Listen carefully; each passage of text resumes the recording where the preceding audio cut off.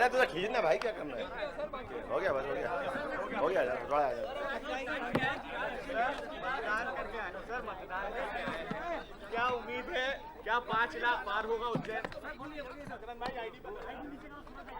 देखो, मुझे इस बात की प्रसन्नता है कि आज हम अपने उज्जैन में वोट भी डाला है और भगवान की दया से एक अच्छा मौका आया है। आखिरी चरण का चुनाव बाबा महाकाल की नगरी, पवित्र नगरी, और यहाँ की जैसे हमारी परंपरा, भगवान का आशीर्वाद लेकर के भगवान के मंदिर में दर्शन करने के बाद यहाँ वोट डालने आए, सब परिवार आए। और जिस ढंग का वातावरण दिख रहा, उज्जैन फिर एक नया रिकॉर्ड बनाएगा, मध्य प्रदेश में एक नया रिकॉर्ड बनेगा। मोदी में माहौल है, सारी की सारी सीटें भाजपा जीतेगी। सर, उज्जैन के लोकल जिला होने के नाते एक बड़ी जिम्मेदारी कि यहाँ पर मतदान प्रतिशत बढ़े। निश्चित रूप से मतदान प्रतिशत भी बढ़ेगा, वोट भी ज़्यादा मिलेंगे, जीत भी बड़ी होगी, और चारों तरफ के जो समाचार आ रहे हैं बहुत अनुकूल आ रहे हैं। सर, लगातार इंदौर को लेकर कांग्रेस नोटा का प्रचार कर रही है, आज क्या कहेंगे मतदाताओं? सकारात्मकता है। ये नोटा जब से मतदाताओं की दृष्टि से उपलब्ध हुआ 2013 से, तब भी इसको इस ऑप्शन में लिया था कि जो उपलब्ध प्रत्याशी है उसमें से किसी को ना पसंद करना तो नोटा दबाइए। इसका मतलब ये नहीं कि नोटा ही प्रत्याशी हो जाए। ये बहुत दुर्भाग्य की बात है कि नोटा को प्रत्याशी बना करके कांग्रेस ने नकारात्मकता की सारी सीमाओं को तोड़ दिया है। ऐसा ये लोकतंत्र के लिए कभी किसी दृष्टि से उचित नहीं माना जा सकता। दुनिया में जहाँ भी नोटा है, उस नोटा को इस ढंग से कोई प्रचारित नहीं करता है। सर, ये चुनाव जो है वो सनातन और सनातन के विरोधी इस बीच है।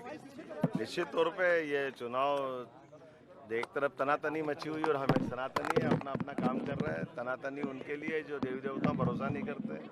लगातार आप बताइए, कल ही महाराष्ट्र के कांग्रेस के चीफ ने जो अपना बयान दिया है, नाना पटोले ने, कि मैं राम मंदिर का शुद्धिकरण करेंगे, इसका मतलब क्या हुआ कि ये किसी दृष्टिकोण से हमारे अपने खास करके आदिवासी अंचल की बहन राष्ट्रपति जी ने वहाँ आकर दर्शन किए, इसके बाद ये सफाई की बात कर रहे हैं।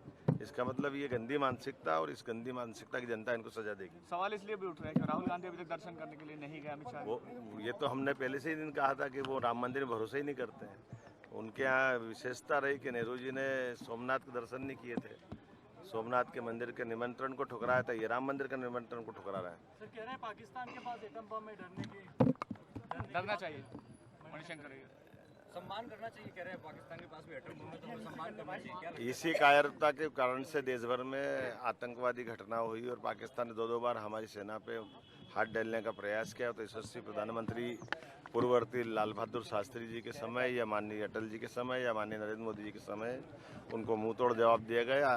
कोई भी देश अपने खुद के भरोसे के बजाय दुश्मन पर भरोसा करे, ये कितनी गंदी मानसिकता। कांग्रेस की इस मानसिकता की जनता निंदा करती है, और जनता चुनाव में सबका हिसाब चुकता है। प्रधानमंत्री जी का जहां पर वोट डालने के बाद यहां पर मुख्यमंत्री मीडिया से मुखातिब हुए थे और उसी के साथ लगातार बातचीत कर रहे थे। तमाम सारी बातें की सुनिए। कौन कौन आए?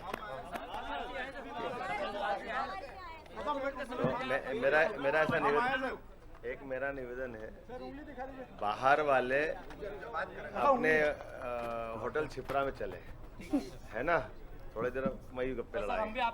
तो मैंने इसीलिए बोला ना कि आप उज्जैन वालों का अलग प्रेम कर लो, वहाँ का अलग प्रेम कर लो, थोड़ा बैठ के बात कर लेंगे, है ना।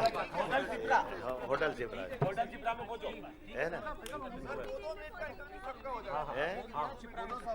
है ना, या हाँ, मैं ये या तो वहाँ करें या कौन सी और चलना है।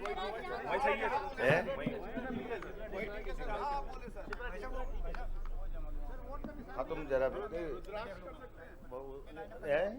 कर सकते हैं। रुद्राक्ष करें। शिप्रा ठीक है सर, एमपीटी का हाँ, एमपीटी का थोड़ा सा सरकारी होटल है। चलिए, कुछ अलग तरह का डिस्कशन यहाँ पर मुख्यमंत्री कर रहे हैं। हालांकि वो समझते हैं कि मीडिया कर्मी यहाँ पहुंचे हैं तो जाहिर तौर पर काफी जद्दोजहद होती है, गहमा गहमी होती है, और उनके सिर्फ एक बयान के लिए या उनके 2 मिनट के एक इंटरव्यू के लिए ही तो वही पूछ रहे थे कि कौन कौन बाहर से आया है। फिलहाल ये तस्वीरें इस वक्त आप देख रहे थे। मेहमान भी लगातार हमारे साथ जुड़े हुए हैं, उनका भी रुख करेंगे, लेकिन इन्हीं तस्वीरों के साथ यहाँ पर एक छोटा सा ब्रेक लेते हैं, उसके बाद फौरन लौटेंगे और मेहमानों से बातचीत का सिलसिला आगे बढ़ाएंगे।